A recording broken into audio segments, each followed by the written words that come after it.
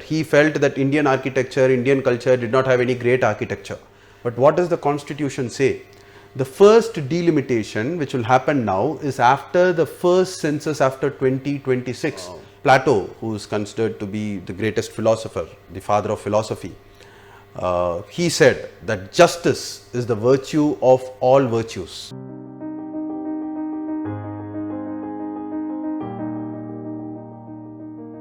Hi friends, welcome. On December 10th, the Prime Minister of India laid the foundation stone for the new Parliament House. Now there are differing views about it, whether it is required at this point of time, whether it could have been postponed. So in this video, we will first try and understand a bit of history about the Parliament House and then what is my view on this matter. So the Parliament House was conceived in the year 1912-13. In fact, till 1911, Kolkata used to be the capital of India, and Delhi was announced as the capital of India in 1911 by King George V. But it was finally inaugurated. So the foundation for Delhi as capital was laid in 1911, but finally inaugurated only in 1931 because of various reasons, because of World War, the First World War in between, and various other factors. So two people, Edward Lutyens and Herbert Baker, right? It was a three-man committee, but these two people were the most important people in that. They were to design the structures in Delhi for the new capital of British India. So Lutyens, as it is called, Lutyens, that's why it's called as Lutyens Delhi. So Lutyens was someone who was very much for European style of architecture. He felt that Indian architecture, Indian culture did not have any great architecture. But Herbert Baker felt that no, the new capital should reflect the Indian culture so that people accept the British Empire as their own, because these symbols will be on the lines of the Indian architecture. So they are believed to have visited various places in the country for few years. Herbert Baker made them visit various places, and finally the design. So if you see the Rashtrapati Bhavan, where the president lives now, it is modeled more or less on the lines of Sanchi Stupa, which is a Buddhist heritage structure.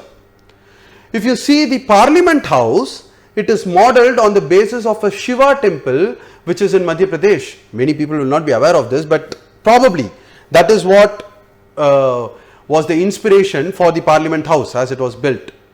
So this was designed and constructed, and finally this house was inaugurated in 1927. So clearly it is a very old building. Even when Mr. Rajiv Gandhi was the Prime Minister in 1985, there was a committee which was formed which recommended that there must be alteration and we need a new building because this has become very old. In 2012, the then Speaker of Lok Sabha, Mrs. Meera Kumar, she also wrote to the Urban Development Ministry saying that this structure needs to be changed because it is crumbling in many parts. IIT Roorkee had said a study and said that this structure is not very stable. And in 2015, again the Lok Sabha Speaker wrote a letter to the government saying that this should be changed. There has to be renovation or a new building which has to be constructed. In October 2019, there was a resolution which was passed by both houses of parliament that we need a new Parliament House. So clearly guys, there is no dispute about the fact that this building is almost 100 years old, and so we need a new building for the safety and security of the members of parliament. But the point to be discussed here is that why this hurry in starting the project and trying to finish it before 2022 itself? See, because it is important that such projects are taken up considering the overall situation prevailing. Now, because of Corona, the MP LAD scheme has been suspended for the next 2 years. So MPs get 5 crores for each of their constituencies every year, and that is used in constructing various small buildings, community halls, repairing some local bridges, so many things. You would have yourself seen constructed on the MP-LAT scheme, on the basis of the MP-LAT scheme. So clearly, the MP-LAT scheme would have also created employment opportunities for local construction workers. But we have suspended that. So the justification that this new parliament building is proposed now for giving some construction activity and thereby employment to people is not something which cuts eyes, at least for me, because the other scheme which you have suspended would have also achieved the same objective over a period of next 2 years. There is a cut in 30% salary of the parliamentarians for the next 1 year in order to take care of the corona pandemic. The GST dues have not been paid, or the government first said that you borrow on your own because we don't have the money, it's an act of God. But then subsequently, because of the pressure from the opposition, they agreed that okay, we will borrow and pass it on to the states. So the financial position, even in that sense, is not very strong.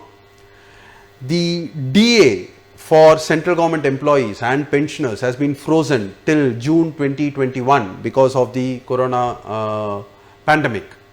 And we yet do not know how much it will cost to provide vaccine to every Indian citizen, or at least to the 30-40 crore most important and most vulnerable people who are old aged and frontline workers. There are estimates which say that it could cost anywhere between $2 billion, which is around roughly around 12,000 crores for vaccinating the majority of the population in the country. So when all these factors are there now, see, one other argument for the new building is that the space available is not sufficient. We will have more number of MPs in future, so we need a new parliament building. Yes, there is no doubt about that. But what does the constitution say? The first delimitation which will happen now is after the first census after 2026, which means the more number of constituencies to the Lok Sabha and maybe a constitutional amendment to increase the number of seats in the Rajya Sabha will happen only on or after 2031 when the census is completed. So there is enough time for more number of MPs to be added. So the real consideration has to be the safety of the MPs who are presently sitting in the house, because the economic criteria, that it is a symbol of new India, all that is fine, right? But it can wait considering the factors that I told you earlier. Now, the safety of MPs is definitely important, but there can be some stopgap arrangements which can be made, because when the lives and livelihoods of people is still not back to normal, right? So, Plato, who is considered to be the greatest philosopher, the father of philosophy, he said that justice is the virtue of all virtues, and John Rawls, who is a contemporary thinker, he said justice is nothing but fairness. So whether it is fair to be starting a project of this magnitude, because the cost of this project is going to be 971 crores just for the Parliament House, and the Central Vista corridor is estimated to cost somewhere around 13 to 14,000 crores. So when that is the case, and when we are going through a pandemic type of situation in the country and we are just limping back to normalcy, this is something which could be postponed, in my personal opinion, right? The government says that we want to celebrate the 75th year of independence in 2022 in the new Parliament House, right? There is a fetish for anniversaries at present, but 1950 is also a big anniversary for the country. We became a republic in 1950, and this could also be celebrated in 2025 as the 75th year of the Indian Republic.